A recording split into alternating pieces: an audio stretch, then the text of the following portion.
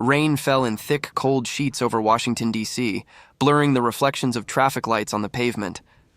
On a corner near the Lincoln Memorial, a frail old man sat hunched beside a cardboard sign. "Just need a meal. God bless." Most people passed without a glance. A few tossed coins without slowing down. Then came the sneering voice of a young man in a spotless business suit. "Hey, old-timer, why don't you sell that fake metal on your jacket?" He pointed to the rusted piece of bronze pinned crookedly to the man's torn coat. "Bet you got that off eBay, huh?" Laughter followed, cruel, dismissive. The old man didn't reply. He simply lowered his eyes, hands trembling as he shielded the metal from the rain. Across the street, a police officer leaned against his cruiser, sipping coffee. "Move along, sir," the officer called out. "You can't stay here." The old man nodded silently, his voice too soft to carry through the storm. He picked up his soaked bag, all that he owned, and limped toward the shadows under the bridge. None of them knew who they had just shamed. Days passed. The city moved on. The man nobody cared about stayed invisible. His name was Thomas Tom Riley, though no one had called him that in years. Every morning he'd sit by the reflecting pool, watching the ducks glide across the water.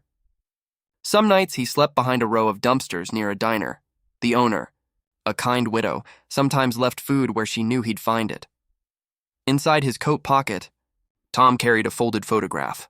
5 men in desert camouflage, dust on their faces, arms over each other's shoulders, all smiling, except one.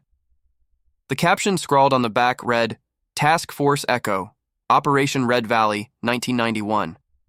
He would stare at it for hours, tracing the faces with his thumb. 4 of them were gone now, buried, forgotten. He was the last. One morning, a young volunteer from a veterans outreach program approached him. "Sir, we're giving free meals to vets at the community center. You're welcome to come." Tom hesitated. "No ID," he murmured. "They won't let me in." "Doesn't matter," she said kindly. "You served, right?" He gave a faint, tired smile. Something like that. When he finally walked in, heads turned. Some of the other vets stared. His clothes were tattered, his boots held together with tape. A few whispered, thinking he was another imposter pretending to be a soldier for a free meal. At the far end of the room, a large television played a live broadcast from the Pentagon, a new exhibit, unveiling historic Medal of Honor recipients. The crowd clapped as officials spoke about bravery and sacrifice. Tom barely listened. His eyes were fixed on the food tray in front of him until the announcer said something that froze him in place. And this medal, awarded posthumously to Staff Sergeant Thomas Riley for his actions during Operation Red Valley.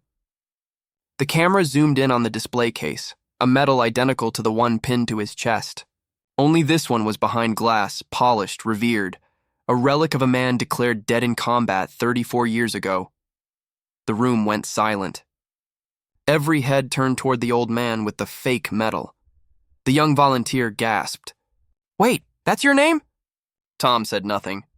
His hand trembled as he reached inside his coat, pulling out a creased letter marked "Classified. Eyes only."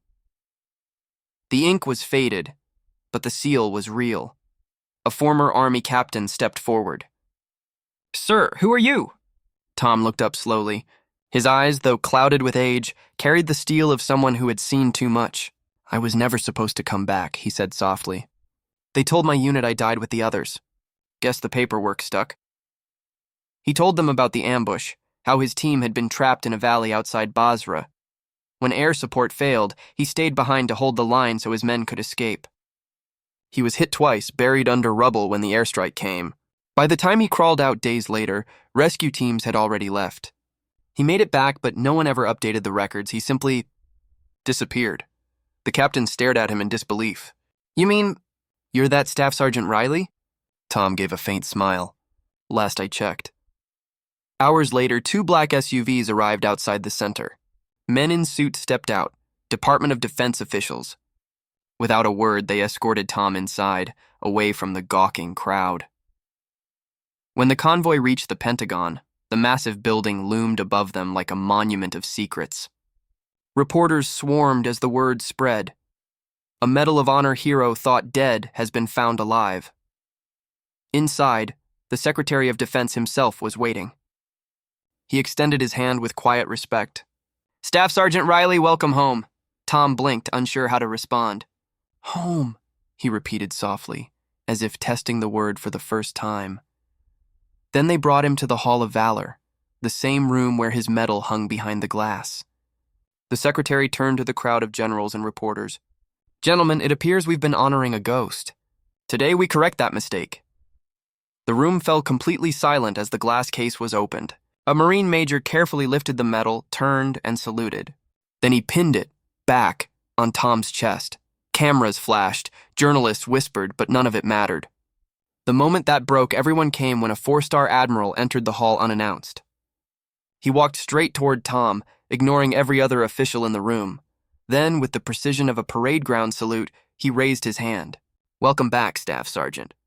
The fleet remembers you. The room followed.